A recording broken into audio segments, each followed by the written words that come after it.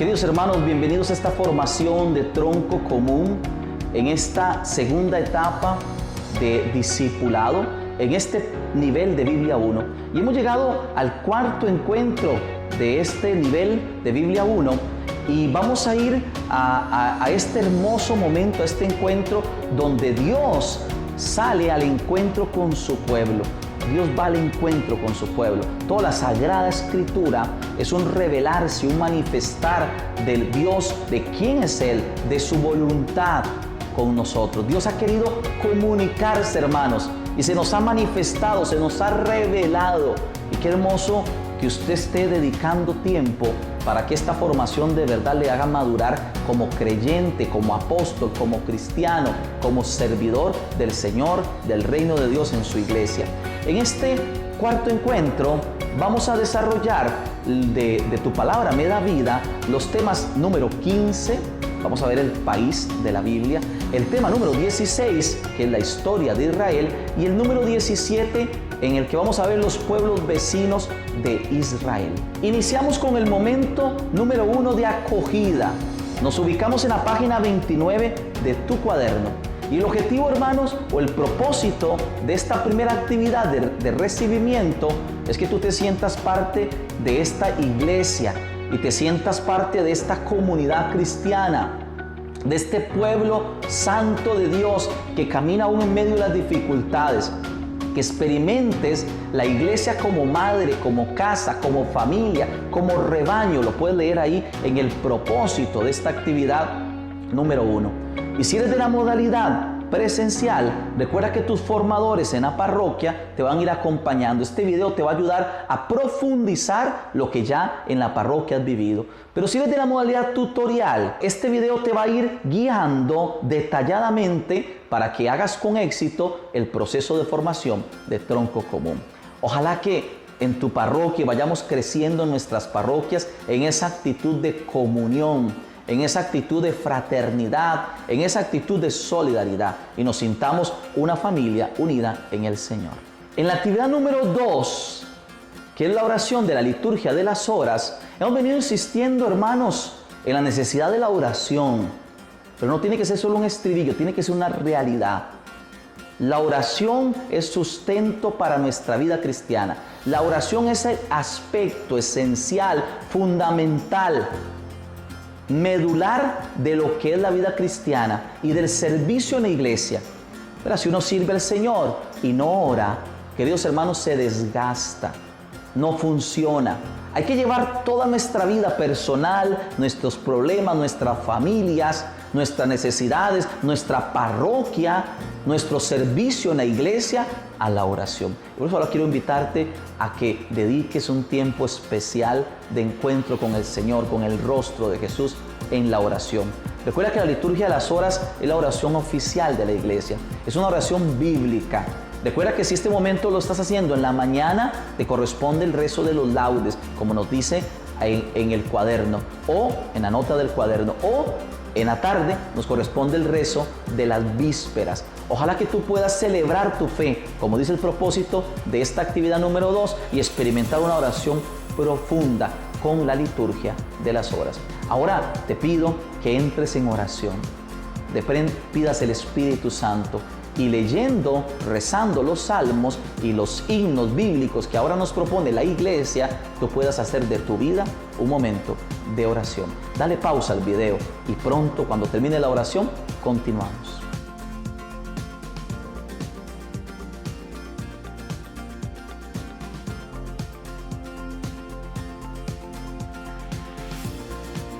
En la actividad número 3, ahí en la página 30 de tu cuaderno de Biblia 1, es la dinámica de rompehielo, que consiste en un reencuentro consigo mismo. Te queremos invitar a que disfrutes de la posibilidad de recordar el tiempo que has vivido y lo bello de lo que has vivido en este tiempo que tienes de vida. ¿Verdad? Que la idea es que tú descubras esa presencia amorosa de Dios en tu vida. Y por eso te voy a hacer un reto, ahí con la pregunta generadora, la página 30. La pregunta es, te vas a describir a ti mismo. A ver, la pregunta es, ¿cómo eras a los 15, entre los 15 y los 18 años? Así que les invito a que ustedes se describan en la parte física, ¿verdad? En la parte física, en la parte emocional, en la parte psicológica, en la parte espiritual. ¿Cómo eras, hermano, cuando tenías entre 15 y 18 años? Escríbelo ahí en tu cuaderno.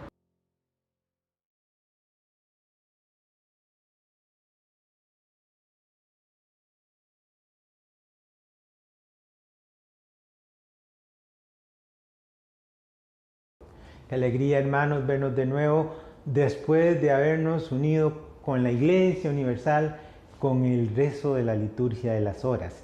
Llegamos al segundo momento del acercamiento, la actividad 4, la inducción al encuentro. Por favor, lee el propósito en tu cuaderno y si estás en la modalidad presencial, no se te olvide seguir siempre atentamente las instrucciones del equipo de formadores.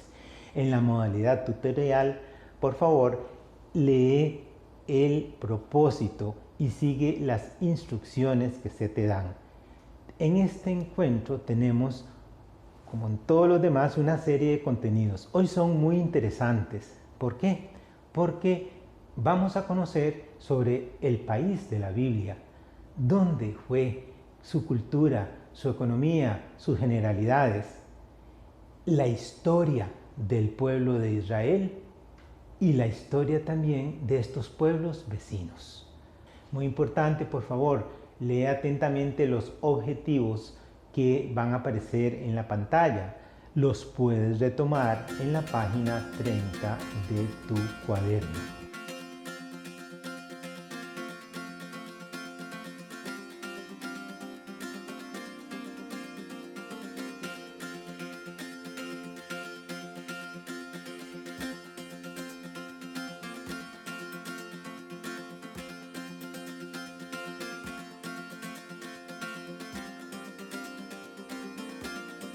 Bueno, espero que te hayan quedado muy claros los objetivos.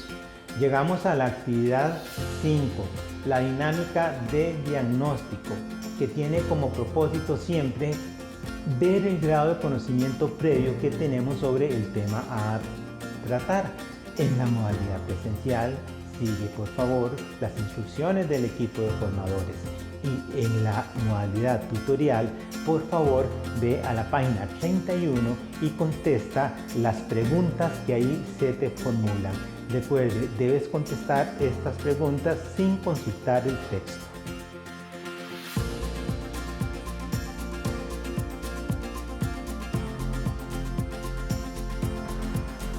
Hemos llegado al momento 3 de la profundización, con esta actividad número 6 de nuestro aporte teórico. Y el propósito para ti que estás en la modalidad presencial y para ti que estás en la modalidad de formación tutorial es que tú madures. Te invito a leerlo ahí en la página 31 de tu cuaderno. El propósito es que tú profundices y madures tu experiencia de fe, profundizando los contenidos de la Sagrada Escritura. Ahora el Padre Mario Montes, especialista en Sagrada Escritura y que nos ha venido acompañando en nuestro proceso de formación, nos va a presentar una síntesis de los contenidos que aparecen de la página 92 a la página 117 de nuestro texto Tu Palabra Me Da Vida. Yo te invito a abrir el oído, a abrir el corazón y a dejar que esta enseñanza también te ayude a ser un mejor servidor del Señor, un mejor cristiano.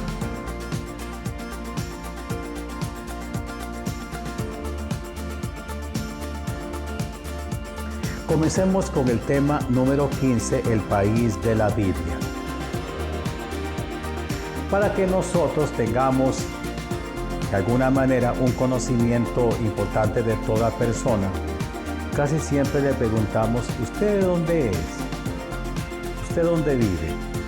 quiénes son sus familiares, quiénes son sus parientes, cuál es el origen de su familia. Queremos enterarnos dónde nació esa persona, dónde vive, dónde se desenvuelve, a qué cultura pertenece, a qué país si viene del extranjero. Nos interesa esos detalles que a lo mejor son, si se quiere, un tanto superficiales, pero no lo son, porque toda persona vive en un contexto, en un país, en una nación, en una comunidad. Allí vive, allí come, allí se casa, allí muere. Todos dependemos de nuestro entorno vital. Y como también entorno vital, por ejemplo, Costa Rica, en la que hemos nosotros nacido, pues tiene su cultura, su educación, su literatura, que refleja lo que somos en muchos ámbitos. Pues bien, para poder entender la Sagrada Escritura hay que hacer, como si lo pudiéramos decir de alguna manera, un viaje en el tiempo, para conocer el país en el que nació la Biblia y el país en el que vivió Jesucristo. Naturalmente que nos encantaría ir a Tierra Santa, ir a Israel, y como dicen los que viven allá, o los cristianos que han ido allá, que Israel es el quinto evangelio, porque definitivamente es la tierra en la que Jesús vivió y murió, y desde la cual nació la Biblia y desde la cual se predicó el evangelio. Pues sería muy bonito que pudiéramos ir a Tierra Santa, pero no pudiendo hacerlo, entonces vamos a dar algunas cuestiones básicas de lo que es el país de la Biblia.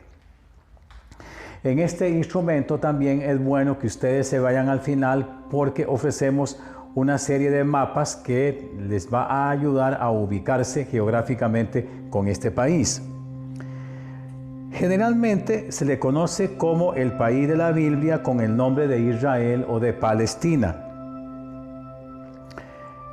Sabemos por la historia patriarcal que Dios le había hecho una doble promesa a Abraham: serás padre de muchos pueblos, en ti serán benditas todas las naciones, y esta tierra se la daré a tus descendientes. ¿A cuál tierra se refería Dios al hablarle al patriarca? La tierra de Israel. Es un pequeño país que está situado en Oriente Medio, formando un límite oriental entre el mar Mediterráneo, Siria, el Líbano y al sur con Egipto. Básicamente se mantiene, aunque ahora pues el país de Israel, como se le conoce, se desplaza sus fronteras hasta Egipto, y con también en parte la península del monte Sinaí.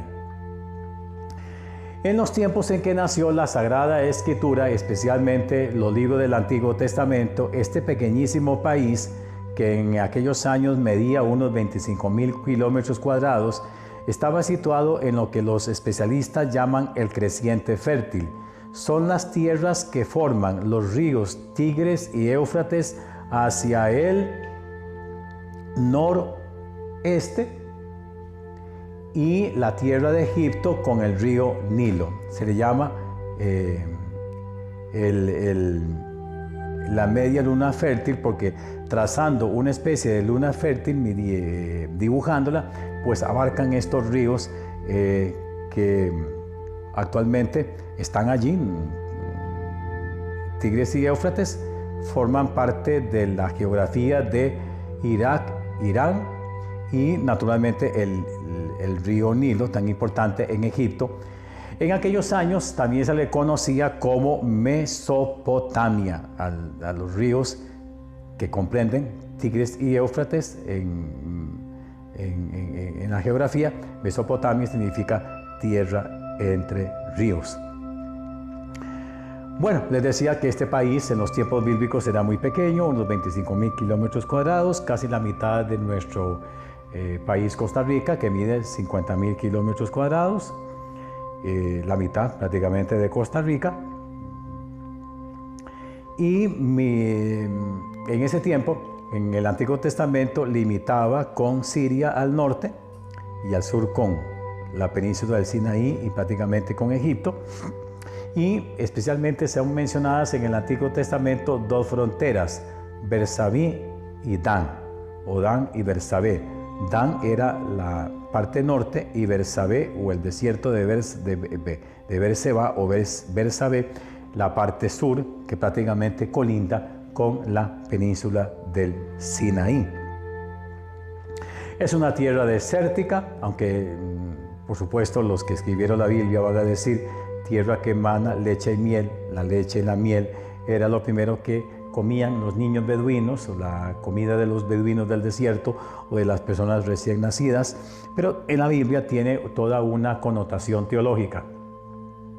Significa lo mejor. Tierra que emana leche y miel es lo mejor, como cuando nosotros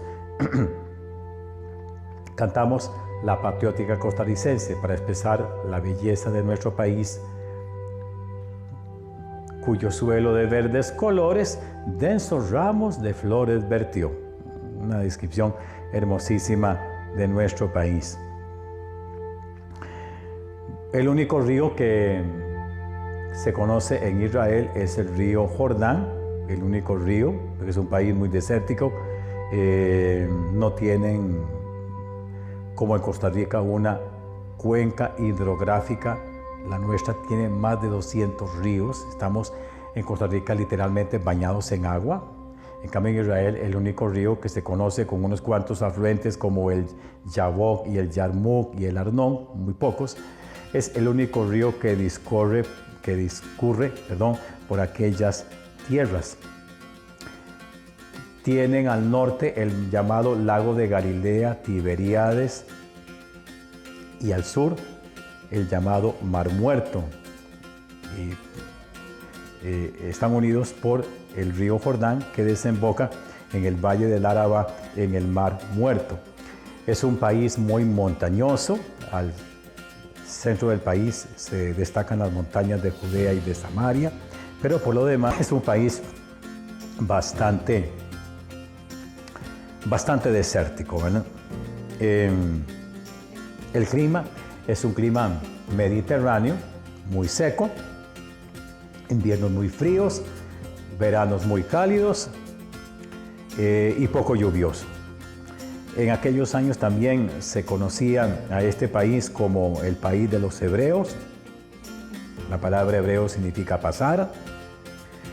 Los israelitas, porque esta palabra viene del fundador de esta comunidad, Israel, uno de los hijos de Jacob. Judíos, porque es uno de los nombres de los hijos de los 12 hijos de Israel. Uno de ellos se llamaba Judá, y ahí judíos, y actualmente se les llama israelíes. Los 4 nombres básicos con el que conocemos a este pueblo, el pueblo de la Biblia, la Tierra Santa.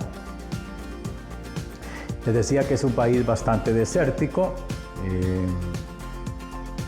Nunca fue un país como Costa Rica, si pudiéramos hacer un tipo de comparación, donde la flora y la fauna son abundantes.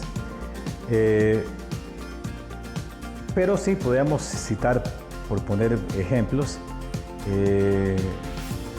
el cedro, plantas como los narcisos, flores como las amapolas, el mirto, plantas como por ejemplo la higuera, los olivares y los viñedos, muy conocidos en el Antiguo Testamento, y animales como los que se mencionan en la Biblia: cabras, corderos, burro, animales de ganado menor, y especialmente el cultivo de la tierra, que fueron las fuentes primordiales de subsistencia de Israel. Pero lo más importante de la tierra bíblica es que en esa tierra no solamente comienza la historia de la salvación, sino, porque bien sabemos, fue la patria de Jesús, la patria chica de Jesús. Jesús era judío por los 4 costados. Entonces es importante por la presencia, el ministerio, la vida, el misterio de la encarnación, muerte y resurrección del mismísimo Hijo de Dios. Por eso esta tierra es tan importante, y un legado de Israel yo lo cifraría en 2 legados importantes, 2 regalos. La religión, cristiana.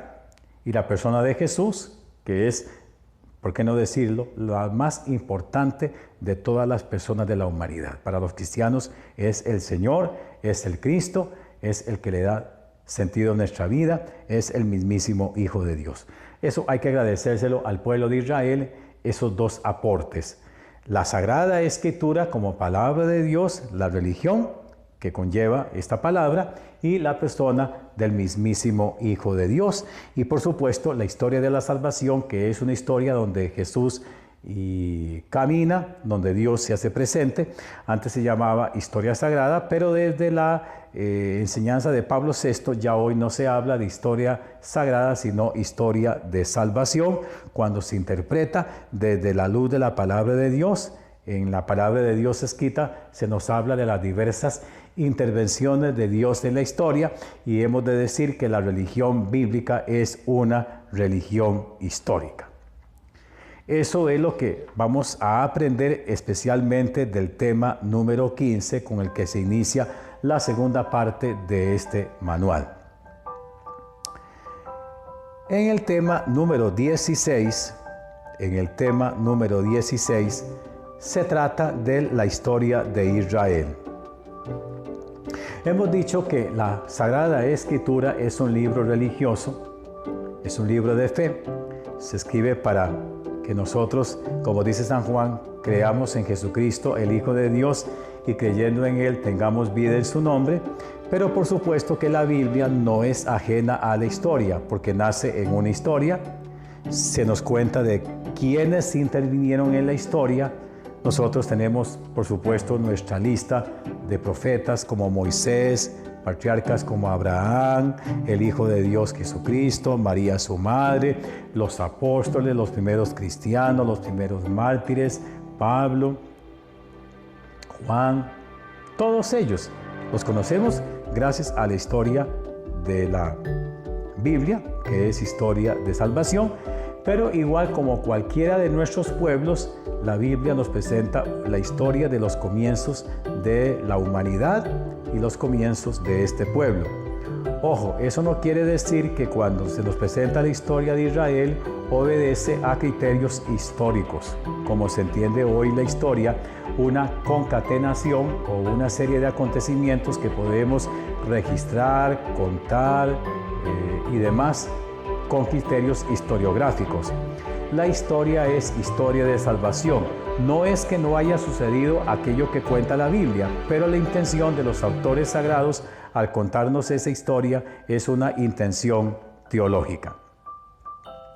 Vamos a dividir esta historia en 8 grandes momentos, en 8 grandes etapas. La primera es la etapa patriarcal, la segunda es el éxodo y la conquista, la tercera es la monarquía, la cuarta el reino dividido, la quinta el destierro en Babilonia, la sexta la restauración, la séptima la dominación griega y la octava la presencia del imperio romano. Los 11 primeros capítulos del libro del Génesis no se pueden interpretar en sentido histórico como se entiende, y les he dicho, la historia, sino se deben de entender histórico-teológico. Pero más en concreto, la historia bíblica comienza con la etapa patriarcal, que la podemos ubicar en el tiempo y en el espacio. En el tiempo entre los siglos XVI al XIV a.C. aproximadamente, y el espacio es las tierras de Mesopotamia, Palestina y Egipto. Se me olvidaba decirles que también conocemos a esta tierra como Palestina, porque, como lo veremos, con los diversos pueblos que habitaron en aquellas tierras, se hicieron presentes los llamados filisteos. Eran pueblos que venían del mar Mediterráneo. Al latín se pone Pelistín, filisteos en latín Pelistín, y luego se le llamó a esta tierra Palestina. Hoy sabemos cómo Palestina es un estado que está tratando de conformarse dentro de la tierra de Israel, y con todo lo que esto conlleva a nivel social y a nivel político, la cuestión esta de las relaciones entre Palestina como estado incipiente y el estado de Israel, y naturalmente que los textos del Antiguo Testamento no lo podemos leer de forma anacrónica con lo que está sucediendo con el problema de Palestina e Israel. Se me olvidaba decir que es también uno de los nombres de la tierra bíblica. Bueno, entonces, los orígenes del pueblo hebreo hay que situarlos en los oscuros años de la presencia de los patriarcas que se ubican en aquellas tierras semidesérticas de Mesopotamia y Egipto, ¿verdad? Especialmente la historia patriarcal la vemos irse perfilando con los patriarcas, comenzando con Abraham, que es para el pueblo de Israel, para los cristianos e incluso para los mahometanos o los árabes, el patriarca por excelencia, el fundador de Israel y el fundador de las tres grandes religiones monoteístas. Pues bien, de Abraham se nos cuenta con detalle los capítulos 12 al 25 del libro del Génesis. Luego sigue su hijo Isaac y el otro hijo que tuvo con esclava llamada Agar, Ismael, pero Isaac, hijo de Sara, ambos ancianos y estériles. Y la historia de Isaac la podemos registrar del capítulo 25 hasta el capítulo 34 aproximadamente, ¿verdad? Bueno, entonces tenemos a Abraham, a Isaac y a su esposa Rebeca. Nacen Esaú y Jacob, y a su vez son los que fundaron al pueblo de Israel, especialmente Jacob o Israel, el padre de sus 12 hijos, tenido con sus esposas Raquel y Lía, como también de sus esclavas, los 12 muchachos, que a su vez fueron los antecesores, los patriarcas y fundadores de las 12 tribus de Israel. Entonces, del capítulo 12 hasta el capítulo 50, la historia patriarcal como la primera etapa de la historia de Israel, que culmina con la presencia de José en Egipto. Y son hermosísimas para leerlas. La segunda gran etapa es el éxodo y la conquista. Se nos cuenta que los descendientes de Jacob se instalaron en Egipto, se multiplicaron sobremanera y comenzaron siglos de dominación y de esclavitud. Aquí ponemos las fechas aproximadas o los siglos aproximados donde se desarrolló ese tiempo tan terrible de la esclavitud y la presencia de Moisés. Y como nos cuenta el libro del Éxodo, el pueblo de Israel, organizado por Moisés, logró liberarse de la opresión egipcia, de los trabajos de obra barata y que Ramsés III obligó a Israel a hacer para construir las ciudades graneros de Pitón y Ramsés, pero que por medio de Moisés logró liberarse. De esta liberación también se nos cuenta en buena parte, no solamente en el libro del Éxodo, sino también en el libro de los Números y en especial también en el libro del Deuteronomio, cuando el pueblo de Israel logra llegar a la tierra prometida de Dios a sus antepasados. Pues ahí se nos cuenta experiencias en Egipto, la vocación de Moisés, las plagas, la fiesta de la Pascua, la liberación, el paso del Mar Rojo, el tiempo del desierto, las tentaciones, la idolatría y demás, cuando se hicieron su primer ídolo o becerro. La gran tercera etapa de la historia bíblica es la monarquía. Una vez que el pueblo de Israel logra llegar a la tierra prometida, se va organizando. Cada una de las 12 tribus logra afianzarse, logra conquistar a los cananeos y van poco a poco metiéndose. Y ahí se nos cuenta cómo lo hicieron. El libro de los jueces lo contará de manera progresiva esta colonización. El libro de Josué de manera guerrera, de manera relámpago, la conquista. Ya por ahí del año 1200 a.C. aproximadamente, tal vez un poquito después, más o menos, en el siglo X, ya comienza una etapa nueva para el pueblo de Israel, que es la presencia de los reyes. Habían sido gobernados por jueces y caudillos de turno, pero ellos desaparecieron. Entonces comienza un tipo de gobierno llamado la monarquía. Esto porque también el pueblo necesitaba un rey, un líder que los guiara. Tenemos experiencia de la monarquía que se nos cuenta con detalle con el primer rey llamado Saúl, y luego con David, Salomón y con sus correspondientes reyes de la dinastía.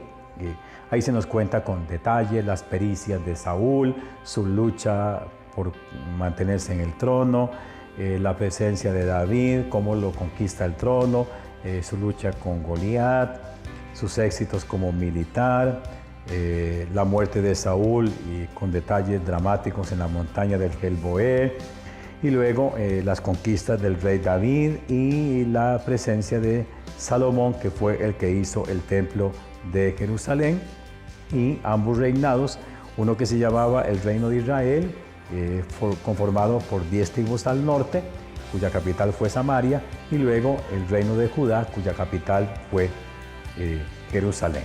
Bien. Eso de la monarquía, que se mantuvo como unos 300 años aproximadamente.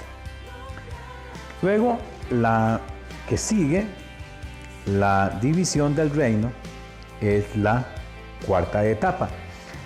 Ahí se nos cuenta por qué el reino de Israel y el reino de Judá, que formaban una unidad, se vinieron ambos al suelo, porque Salomón a su muerte, pues con aquella política de explotación tan terrible que sufrieron los judíos, ya la comunidad estaba cansada de ser explotada y se divide.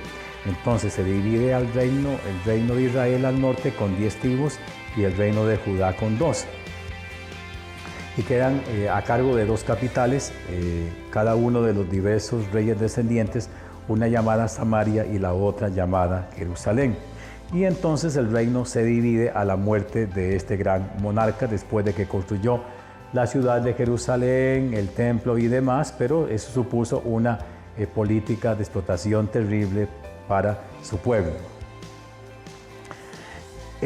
Y luego 2 reinos divididos que se nos cuentan durante mucho tiempo, enemigos, hermanos y paralelos, que se mantienen, con la presencia ya de ciertos profetas que los van en ese sentido guiando y también llamándoles la atención a aquellos reyes descendientes tanto de David como de un rey que se hizo del poder en Samaria, en el reino del norte, llamado Jeroboam. Luego la que sigue, la etapa del destierro, es la quinta. La unión de las 12 tribus había sido muy corta y el reino, como vimos, se dividió. El primero en desbaratarse y desaparecer del escenario fue el reino de Israel en el siglo XI antes de Cristo, y especialmente se viene al suelo con la invasión de los asirios al reino del norte en el año 722 a.C., con la caída de Samaria a manos de los asirios. Y el reino de Judá, siglo y medio después, en el año 587, con la caída de Jerusalén y el reino de Judá y los judíos desterrados en Babilonia, la última deportación de los pobres judíos y la desaparición como pueblo fue en el año 597 a.C., cuando fueron llevados al destierro de Babilonia. Pierden la ciudad de Jerusalén, que es arrasada. El último de la dinastía de los reyes judíos, de la dinastía de David, llamado Ezequías, muerto y encarcelado en Babilonia. Y la tierra de Israel, que era la tierra de los antepasados, la tierra prometida, pisoteada por los paganos. Fue una prueba durísima. Pero Israel logró renacer de sus cenizas, logra 40 años después aproximadamente volver, nace el judaísmo, el culto sinagogal, y de toda esta experiencia se nos cuenta en los 2 libros de Reyes y en los libros de las Crónicas. Esa etapa que fue el destierro, que fue durísima para Israel porque prácticamente desapareció como pueblo. Luego la sexta, llamada la restauración, que comienza con la presencia de la cultura persa, que logró en ese sentido vencer a los babilonios y otorgar un permiso especial para que los pueblos sojuzgados o sometidos regresaran a sus correspondientes tierras. En este caso le tocó a Israel que regresar del destierro hasta Jerusalén, la tierra de sus antepasados. Entonces lo logran hacer especialmente con un rey piadoso llamado Ciro el Grande, que decretó que el pueblo de Israel pudiera regresar.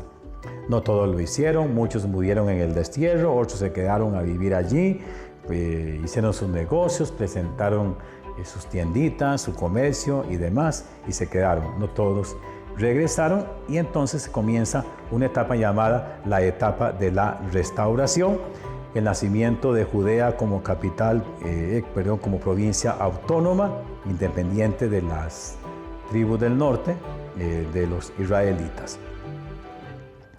La séptima etapa la tenemos que ubicar desde el año 333 a.C. hasta el año 167 a.C., con la presencia de los griegos en Israel.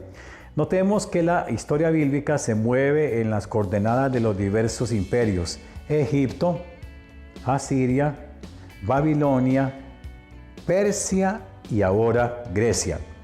Grecia comenzó a hacerse presente en aquellas culturas desde Grecia hasta la India. Alejandro Magno fundó un imperio amplísimo. A su muerte, pues, todo se dividió. Gran parte de Egipto, de Siria y de Palestina habían quedado a manos de sus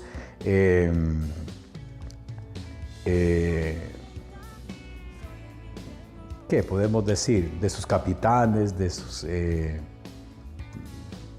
¿cómo se llama? Gobernantes, por poner un nombre.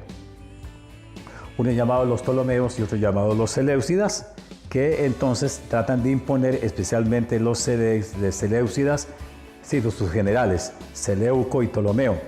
Los Seleucidas, que impusieron a la fuerza la religión, la cultura y la forma de vivir griega a Palestina. Entonces, en ese sentido, comienza una revuelta muy terrible organizada por los llamados hermanos macabeos, y de cuyas gestas se nos cuentan en los libros primero y segundo de Macabeos,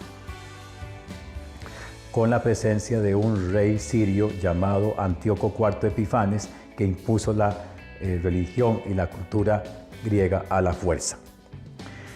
Bueno, ahí en esos libros se nos cuenta de ese dominio griego, la presencia de un ídolo pagano en Jerusalén, de todas las formas por las cuales los griegos dominaron, la supresión de la religión judía, la proscripción de los libros sagrados y la persecución abierta contra el pueblo. Además, también los libros de Esther y de Judith nos dan su propia versión de esos tiempos tan difíciles. Y la última etapa, el Imperio Romano. Sabemos que el Imperio Romano es un calco de la cultura griega o helénica. Y en el año 86 a.C., las tropas de Pompeyo se hicieron presentes en la ciudad santa de Jerusalén, y Palestina se anexió a la cultura romana y al poderío de los romanos. De tal manera que desde el año 86 y especialmente en el año 63 a.C. hasta el 70 después de Cristo, toda Palestina, todo Israel se vio bajo la bota itálica de los romanos. Italia tiene la forma de una bota, el territorio. Entonces, la bota romana, pues, se impuso en Palestina. Bien. Los romanos habían dividido Palestina en provincias: Judea, Galilea y Samaria. Unas las gobernaban ellos directamente, como Samaria y Judea, de donde fue gobernador el famoso Poncio Pilato, que lo conocemos por el juicio de Jesús. En cambio, los otros territorios estaban en manos de un rey local, que aparece a veces con el nombre de tetrarca, Herodes Antipas, que había sido un hijo de Herodes el Grande, que lo conocemos por la matanza de los inocentes. Además, había un destacado militar muy grande en Israel, centurias de soldados, explotación económica, impuestos y demás. Conocemos estas cosas por el Nuevo Testamento. Mateo el publicano, Zaqueo el publicano cobraban el impuesto para Roma, pero también, como decimos los ticos, se dejaban su buena tajada. Durante mucho tiempo, a pesar de que los romanos eran respetuosos de la religión, las costumbres y la forma de ser judía, la paz romana, básicamente, como se le llama a esos tiempos, era una forma de gobierno bastante respetuosa, pero no por eso de dejar de lado el dominio que se impuso. Lo conocemos un poco, por ejemplo, ese dominio por el censo decretado en tiempos de Cirino, cuando Jesús nació en Belén. Era una forma de dominar a Israel. Y también conocemos cómo Israel trató de defenderse de la cultura romana y de la bota romana, organizándose como pueblo, algunos grupillos como los celotas, que eran los guerrilleros, y de eso luego hablaremos, cómo ellos trataron de sacar a los romanos, como en antaño lo hicieron los macabeos al tratar de sacar a los sirios de cultura griega. Todo esto no iba a durar mucho. Como decimos en Costa Rica, no hay mal que dure 100 años ni cuerpo que lo aguante, ¿verdad? Y comienza el Imperio Romano a caer. Claro, le costó también esta caída, así como se la presenta en el libro del Apocalipsis, una caída estrepitosa, lenta. Sabemos que el Imperio Romano cayó en tiempos de la invasión de los turcos y el comienzo de la Edad Media, cuando nacía San Agustín, la toma de Constantinopla. Pero ya a partir del año 67-70 se hace presenta, digamos, en ese sentido se hace presente un último intento de dominación de los romanos para con Israel, con la caída de Jerusalén a manos de las tropas de Tito. Cae Jerusalén, son llevados, deportados gran parte de los judíos. ¿Qué se puede decir bueno del Imperio Romano? La independencia siempre frágil del pueblo judío terminó. Los romanos llevaron la ley, el orden y la estabilidad a los países que conquistaban, así como buenos caminos, excelentes autopistas, diríamos hoy, calzadas extraordinarias, comunicaciones y muchas comodidades domésticas.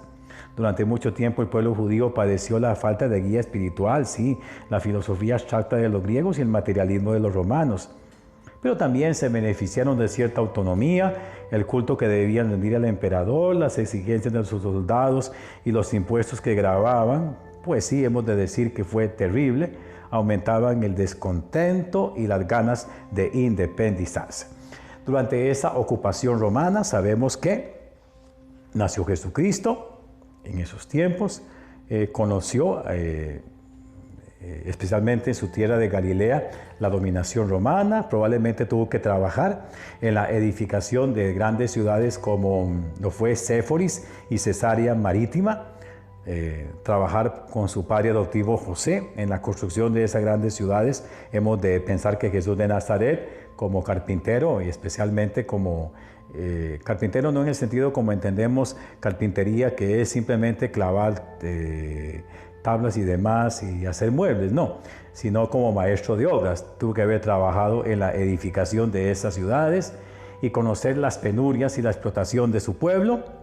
Pero como les digo, la ciudad de Jerusalén, la ciudad santa, cae en el año 70, el templo y gran parte del pueblo judío y algunas primeras comunidades cristianas fueron llevadas hasta Roma. Allá se conserva en Roma el llamado Arco de Tito. En el Arco de Tito se ve la menorá, que es el candelabro judío. Bien, en la historia de Israel, este pueblo supo descubrir a su Dios. En medio de toda la complejidad de la historia, Israel supo descubrir a su Dios, que actuaba a su favor, que había hecho una alianza con él y que era llamado a responderle al Señor. Luego, a lo largo de esta historia, Israel tuvo que afianzarse como pueblo, descubrir el monoteísmo,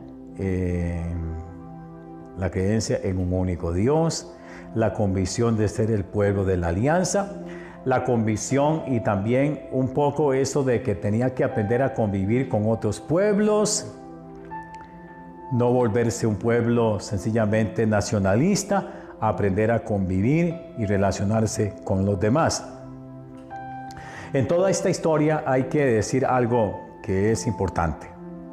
Especialmente después del destierro, el pueblo de Israel vio nacer todo el Antiguo Testamento, empezando por el Pentateuco, empezando por el libro del Éxodo, luego las primeras páginas del Génesis, contar con detalle cómo fue la liberación, la historia deuteronomista, la veremos con más detalle en cuanto nos pongamos a hablar de cada uno de los libros del Pentateuco. Recordar la presencia de los profetas que nos instaban a vivir las exigencias de la alianza, la presencia de los sabios que dieron origen a gran parte de la literatura sapiencial, Job, Proverbios, Sabiduría, Eclesiástico, la literatura poética, los salmos, la mayoría atribuidos a David.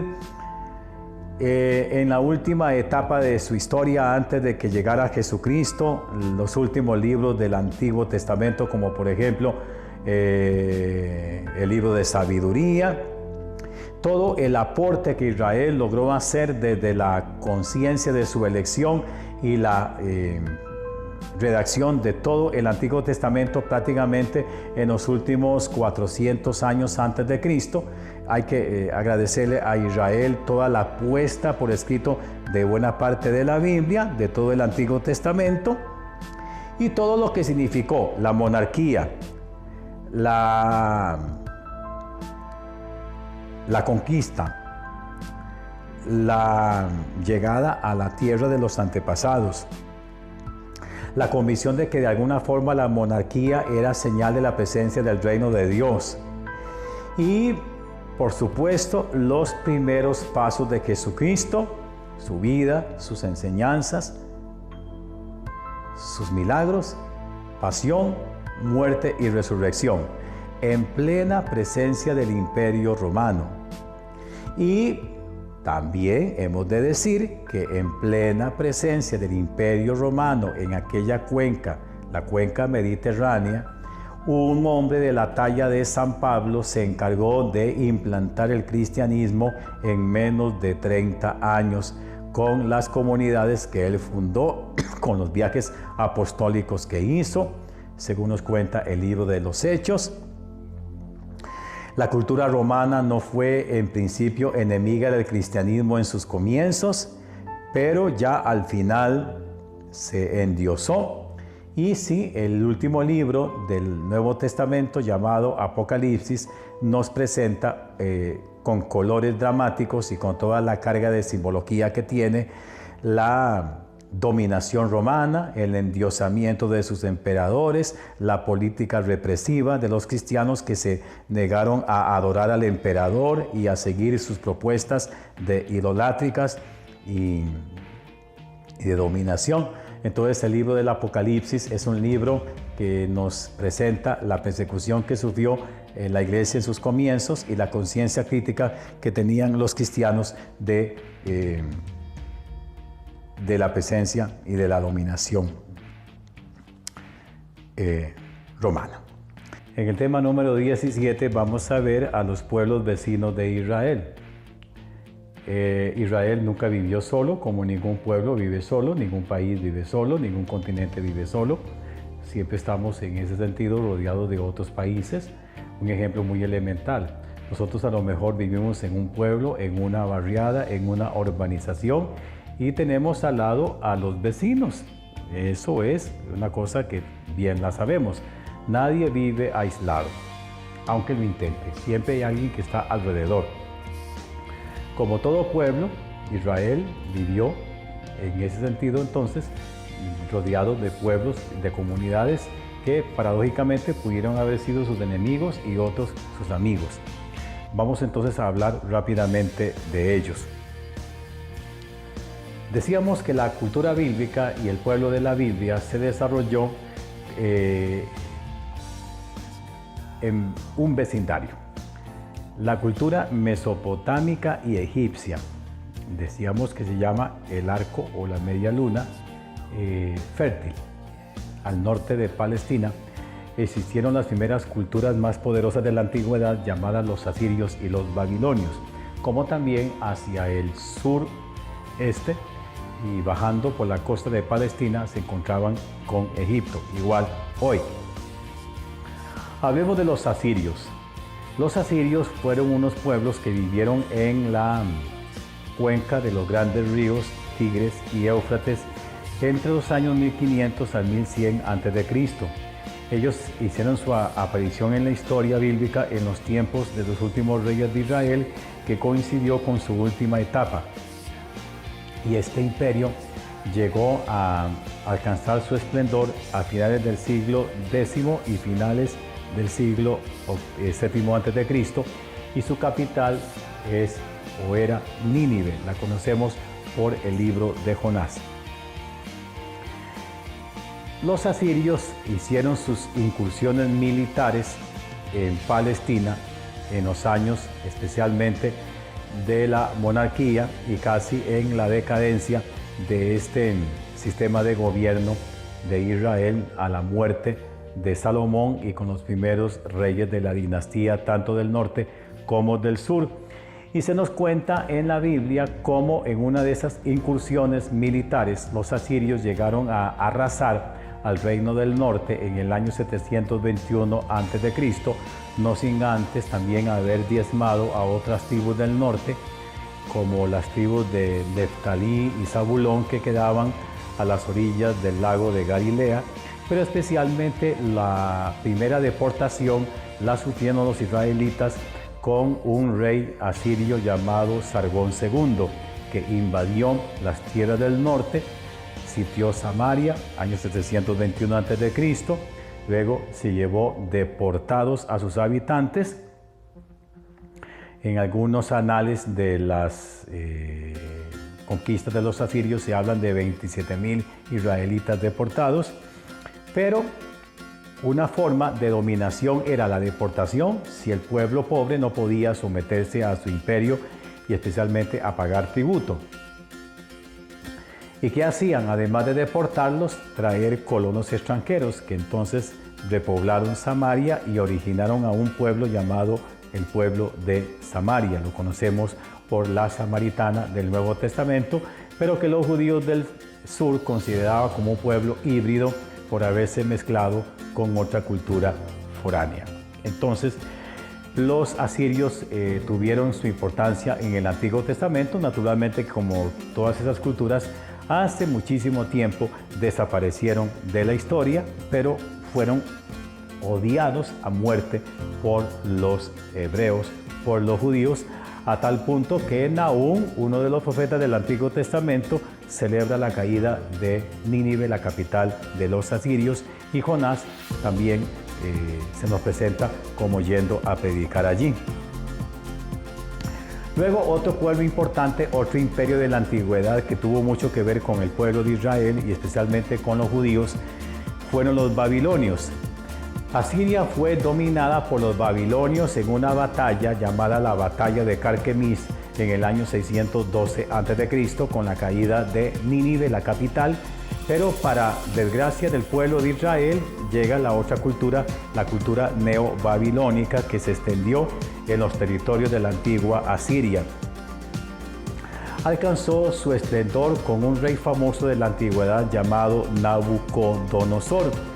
Y Nabucodonosor aplicó la misma técnica de la invasión y el despolio de aquellos pueblos pequeños con la deportación de Judá que había subsistido o había sobrevivido, en este caso, a la caída de los samaritanos, siglo y medio después, cuando un ingente de babilonios se presentó en Jerusalén y se llevó deportada a las familias de los últimos reyes de la dinastía de David, a un tal Jeconías, junto con su esposa y sus hijos. Eso fue en el año 587, la primera deportación, y entre ellos iba el sacerdote Ezequiel. 10 años después, para desgracia de los judíos, la última deportación, Nabucodonosor sitió Jerusalén, la incendió, destruyó el templo, sus murallas, y el último rey llamado Sedecías deportado y cegado. En Babilonia cae la ciudad santa, muere el último rey de la dinastía de David, la tierra es pisoteada. En ese sentido se nos cuentan estos años tan terribles en los últimos capítulos del segundo libro de los Reyes, capítulos 24 y 25. Y entonces, a lo largo de 40 o 60 o 70 años, la cifra no es exacta, los judíos permanecieron desterrados en Babilonia. Entonces, un poco de esta experiencia se nos lee en esos últimos libros históricos, como también en algunos salmos y en los libros de Crónicas, Esdras y Nehemías. Luego tenemos un pueblo que fue bastante tolerante, el Imperio Persa, que hacia el año 1000 a.C. se hizo presente en aquellas tierras y se establece a orillas del Golfo Pérsico en una región llamada Farsistán. Este imperio, a mando del famoso Ciro el Grande, como se le conoce, pues tuvo la oportunidad de ser muy benevolente con el pueblo judío y llevarlo a su tierra de nuevo, o al menos darle permiso. En el año 539 se rinde ante Babilonia y Ciro el Grande, al vencer a los babilonios, da permiso para que el pueblo de Israel y los pueblos sojuzgados vuelvan a su tierra, de manera que entonces gran parte de la población regresa a Jerusalén en el año 538 a.C. y reconstruyen la comunidad que había sido desterrada, levantan el segundo templo después del maravilloso y bellísimo templo de Jerusalén edificado por Salomón, y en ese sentido pues de él se nos cuenta mucho del imperio persa en el libro de Esther, Ya en el año 333 a.C. cae bajo las tropas del imperio de Alejandro Magno, comenzando con la presencia de los griegos. Esos tres grandes imperios pues se nos presentan en la historia bíblica y en especial en la parte apocalíptica del libro de Daniel, capítulos del 1 al 7, mediante la simbología de las bestias. Luego tenemos, por supuesto, al gran imperio de los egipcios, que quedaba al suroeste de Palestina, o que actualmente ocupa las tierras que hoy se conocen como Egipto, y famoso por haber sido, por una parte, este imperio, lugar de refugio para los patriarcas José, que había sido un gobernante importante, que hizo traer a todos sus hermanos y a su papá a vivir por largo tiempo, a Jacob, lugar de protección, si se quiere, para aquel pueblo, el pueblo elegido, pero también lugar de opresión, como se nos cuenta en el libro del Éxodo, cuando Moisés tuvo que ser enviado por Dios para arrancar del emperador, del faraón, Ramsés III probablemente, al pueblo de Israel que había sido sojuzgado. De manera que también Egipto se encargó de explotar a este pueblo y Dios se encarga de suscitar a Moisés para sacarlo de aquella tierra de esclavitud. Y en el Nuevo Testamento, naturalmente, que es citado muchas veces, especialmente en los relatos de la infancia de Jesús, cuando el niño Jesús junto con sus padres tiene que huir a Egipto y estar un tiempo allí porque Herodes el Grande quería matarlo. Bueno, eso por un lado en cuanto a esas culturas, que aquí explicamos por qué influenciaron a Israel para bien o para mal. Los sabios de Egipto, de Sumeria, de Babilonia y de Asiria aportaron muchísimo en cuanto al nacimiento de los relatos del Antiguo Testamento, los 11 primeros capítulos del libro del Génesis, la cultura egipcia que también permeó en la cultura de Israel, en muchos de los comportamientos idolátricos, el becerro, todo esto, tenemos que hablarlo de la presencia de unas culturas que dominaron para bien o para mal al pueblo de Israel. Ninguna cultura es una cultura pura, siempre hay influencia extranjera. Es como no decir que de alguna manera los Estados Unidos dominan hasta Argentina, ¿verdad? Y tenemos que, quieras o no, aprender hasta el inglés, ¿verdad? Es una parte de la cuestión de la dominación norteamericana. También hablamos en el anterior tema de la presencia de los griegos en los años en que dominaron el territorio de Palestina y los romanos. Aquí explicamos con detalle toda esa presencia de estos pueblos en los tiempos en que tuvieron los israelitas que confrontarse con estas culturas nacidas en el Mediterráneo, la helenización en Palestina, especialmente con las conquistas de Antíoco IV Epifanes, cómo llegaron a imponerse a Israel, cómo sus generales se repartieron sus territorios, y luego los romanos, que fueron los llamados latinos, pueblos indoeuropeos procedentes de Europa Central, que se establecieron a las orillas del río Tíber, a las orillas de este río allá en Roma, y comenzaron la presencia de este imperio poderosísimo que se extendió hasta las Galias, es decir, tierras francesas, y que la relación con los romanos de parte de los judíos fueron bastante tensas en algún momento, a pesar de también disfrutar de sus beneficios. Pero ya en ese sentido hablamos de pueblos que se han desplazado y han tenido contacto con Israel, pueblos muy poderosos, asirios, babilonios, persas, griegos, egipcios y romanos, los grandes imperios de la antigüedad que tuvieron que ver con el pequeño pueblo de Israel y con este país tan chiquito y con su gente. Pero hablemos de los vecinos más inmediatos, los más conocidos de la historia bíblica, especialmente en lo que va desde el libro del Génesis hasta finales del Antiguo Testamento, siglo I desde Cristo, también los vecinos más inmediatos. Bueno, recordemos que cuando el pueblo de Israel se le promete, especialmente a Abraham y a los patriarcas, la tenencia de la tierra, llegaron a entrar en contacto con los llamados cananeos. En el capítulo 12 se nos habla de que los cananeos vivían en aquel país. Los cananeos fueron los primeros habitantes de Palestina, de aquellas tierras. Los cananeos a veces también se subdividen en diversos nombres: pereceos. En el libro del Éxodo, voy a ver si me acuerdo un poquito, en el capítulo 3, la lista de cananeos con los que el pueblo de Israel se va a encontrar a la hora de conquistar su tierra. Vamos a ver, dice: a una tierra que emana leche y miel te voy a enviar, a la tierra de los cananeos, hititas, amorreos, pereceos, jebuseos y jebeos. Bueno, es como decir América Latina compuesta por mexicanos, argentinos, costarricenses, nicaragüenses, etc. Aunque en España el conglomerado de los diversos países de América Latina no se conoce, entonces nos llaman a todos sudamericanos. Entonces toda esta lista que les acabo de dar son los diversos pueblos cananeos conocidos en los tiempos en que Abraham llegó a posesionarse de Canaán. Tenían cierta unidad cultural, sus ciudades más importantes se conocieron en el Antiguo Testamento: Jericó, Geser, Betel, Gilgal, Hebrón. Y los hebreos y cananeos, por supuesto, que estuvieron en tensión en los años de la conquista. Y eran pueblos muy lascivos, muy idólatras y muy, en ese sentido, poderosos para influenciar la religión de Israel.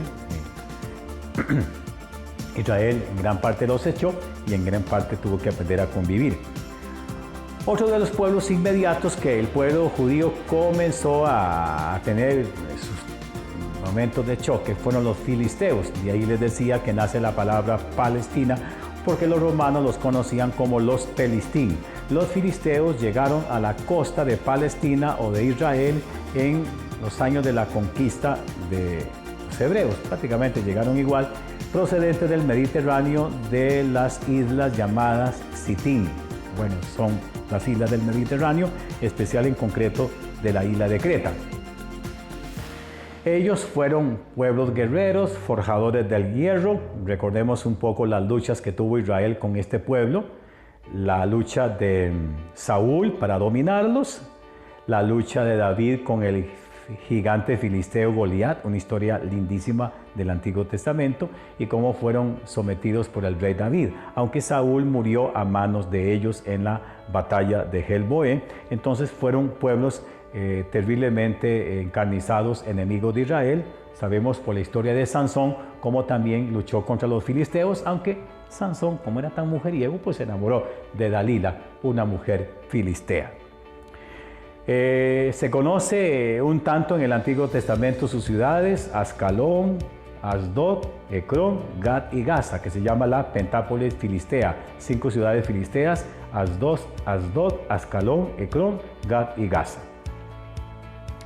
Otros vecinos también se conocieron en el Antiguo Testamento, que nacen de la relación que tuvo Israel con ellos, y el parentesco que también había adquirido por parte de los patriarcas fueron los edomitas, que nacieron, según la tradición bíblica, de uno de los hijos de Jacob, llamado Edom, Edom en este caso, o Esaú.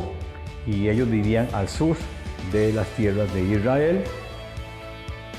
Se llamaban los idumeos, y en el Nuevo Testamento se les conoce también como los vamos a ver si me acuerdo, idumeos en el Nuevo Testamento y edomitas en el Antiguo Testamento. Estaban emparentados con Israel por medio de Esaú, hermano de Jacob, y por lo tanto familiares, hostiles a Israel, por supuesto, ¿verdad? Y el profeta Abdías va a condenar los abusos que los edomitas cometieron contra los israelitas en los tiempos de la invasión babilónica.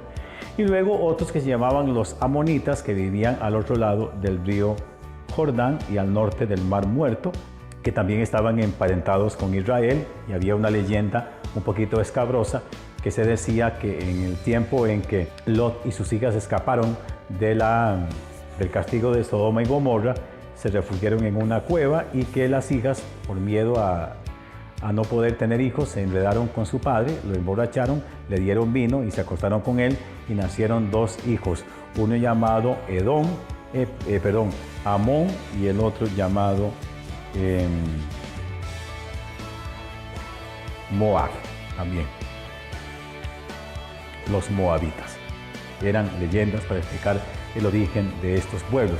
Y al norte vivían los llamados arameos o sirios, en el territorio del Líbano y del Antilíbano, y sus capitales se llamaban Damasco y Hamat. Los arameos por lo general fueron bastante amigables con el pueblo de Israel, y también los llamados pueblos fenicios,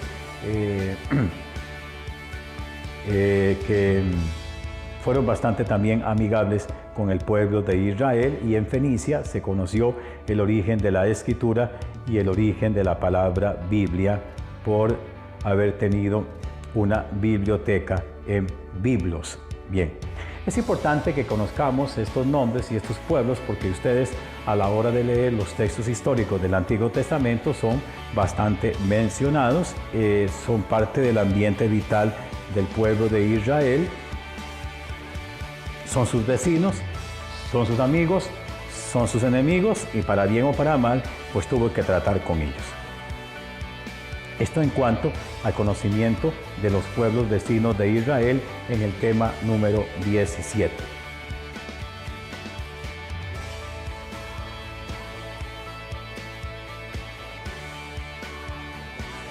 Qué bien, hermanos, hemos llegado a este cuarto momento de personalización, donde se nos plantea la actividad 7 de asimilación para la vida.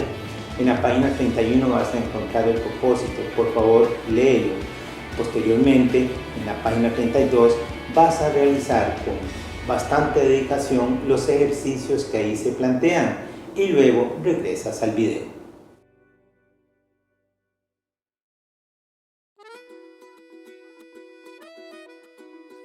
Nos volvemos a encontrar, y ahorita estamos en este cuarto encuentro de Biblia 1, siempre en este quinto momento. Estamos en la página número 32 del librito ahí, del instrumento este que ustedes tienen. ¿A qué vamos ahora? ¿Cuál va a ser la actividad? Pues lógicamente la oración con la que vamos a cerrar esta actividad. Y quiero invitarlos entonces para que siempre sellemos este caminar, este trayecto que hemos llevado en el proceso de formación, lógicamente con la oración. Los invito para que tomemos una actitud de profunda disposición a la acción del Espíritu Santo y oremos.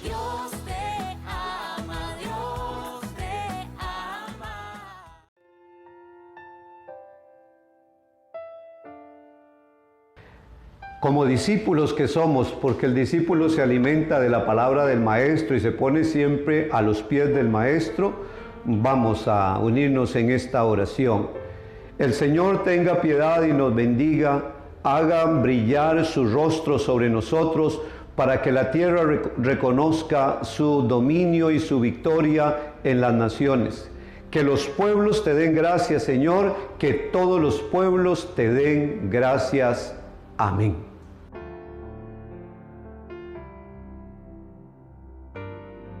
Nos encontramos ahora en esta actividad número 9 de este ejercicio de maduración.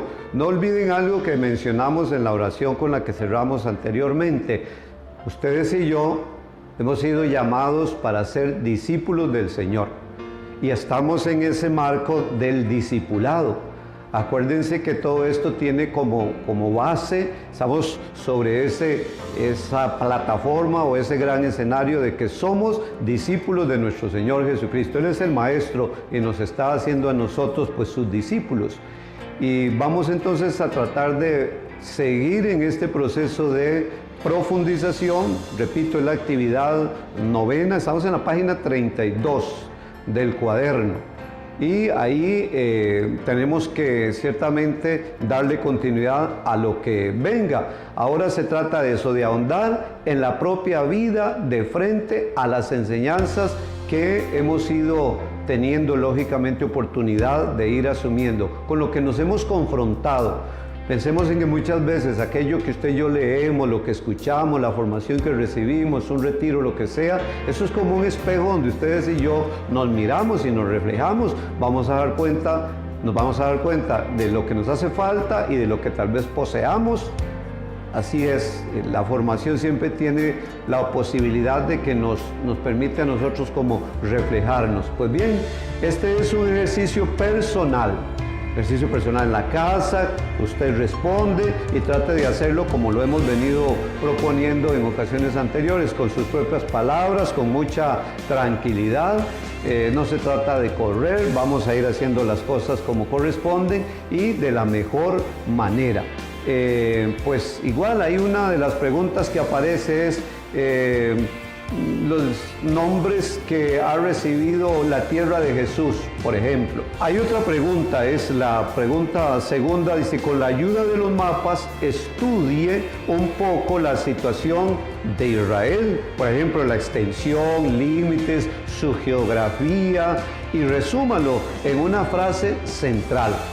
Quizá para algunos de ustedes pueda ser un poco complicadillo que le hablen así de, por ejemplo, extensión, límites, geografía, porque esos son conceptos ciertamente que en algún momento determinado uno sí pues se ha familiarizado un poquito más. Pero no se preocupen, estos conceptos no son complicados. Además, ustedes los tienen ahí en el instrumento, que lo que tienen que hacer es básicamente mirar, pero no solamente transcribirlo por transcribirlo, sino comprendiendo aquello que usted va a responder. De eso se trata. Bueno, eso está en la pregunta número 2. Vamos a ver qué hay en la preguntita número 3. Y la pregunta número 3 es: ¿qué nombres ha recibido el pueblo de la Biblia? ¿Qué nombres ha recibido el pueblo de la Sagrada Escritura? Facilísimo, ustedes ahí lo tienen a su alcance. Esa es la pregunta número 3. Vamos a ver qué dice la 4, aunque usted la tiene ahí bien clarita. La pregunta número 4 habla de la historia de salvación. ¡Qué belleza! ¿Qué es historia de salvación y qué importancia tiene para nosotros? Bueno, hermosísimo esta pregunta. ¿Qué es historia de salvación y qué importancia tiene para nosotros? Indudablemente ustedes tienen que meter ahí la experiencia de vida personal, familiar, comunitaria. Pensemos en lo que ha sido la historia de salvación, por decir algo, para la iglesia a lo largo de todos los tiempos de su existencia. Cómo es que el Señor se ha ido manifestando. A mí siempre me gusta mucho una frase que está ahí en la carta a los Hebreos. Perdonen que les mencione esto, pero me gusta mucho la frase de la carta a los Hebreos. De muchas maneras el Señor nos ha hablado en el pasado, pero en este momento nos ha hablado a través de su Hijo Jesucristo, porque Jesucristo es la palabra de Dios hecha carne, en la que tiene culminación todo lo que Dios nos ha venido diciendo a lo largo del tiempo a través de los profetas y los grandes personajes del Antiguo Testamento, con los cuales ya probablemente ustedes estén familiarizados o se vayan a familiarizar. Ya llegará el momento. Bueno, pónganle ganas a esa pregunta y bueno, hay otras preguntitas por ahí que siguen, pero está bien. Vamos a dejarlo por acá, vean esas preguntitas y nos vemos en otra ocasión. Que tengan una bonita experiencia de caminar en este proceso formativo. Dios los acompañe. Muy bien, queridos agentes de evangelización, estamos concluyendo nuestro cuarto encuentro de este nivel de Biblia 1 y te invito a que toda esta formación no sea en vano, sino que de verdad vaya haciendo de nosotros verdaderos agentes de evangelización. Que esta palabra que escuchamos, que es palabra de Dios, nos haga comprender cuál es la voluntad que Dios tiene sobre nosotros, nos haga enderezar y discernir nuestro camino y, hermanos, nos transforme la vida. Porque el discípulo camina detrás de Jesús, que es el Maestro, para que nos transforme la vida y podamos transformar el mundo entero con el anuncio del Evangelio. Ahí en la página 32 de tu cuaderno, en esta actividad número 9, que es la última que ya el Padre nos ha explicado como ejercicio de maduración, te presentamos 8 preguntas para que tú las respondas en casa, en un tiempo personal, para que tú le saques el jugo y ahí puedas sintetizar todo lo que has aprendido en este cuarto encuentro de Biblia 1. Recuerda que tus formadores van a revisar este cuaderno y tus respuestas. Y recuerda que lo hacemos no solo para una nota o para una calificación, lo hacemos porque estamos siguiendo al Señor y estamos en la escuela, en el discipulado de Jesús. Te invito a que estas respuestas respondan a tu propia vida y manifiesten todo el proceso de crecimiento que estás haciendo en esta formación de tronco común. Nos vemos a la próxima. Buen trabajo. El Señor siga bendiciendo.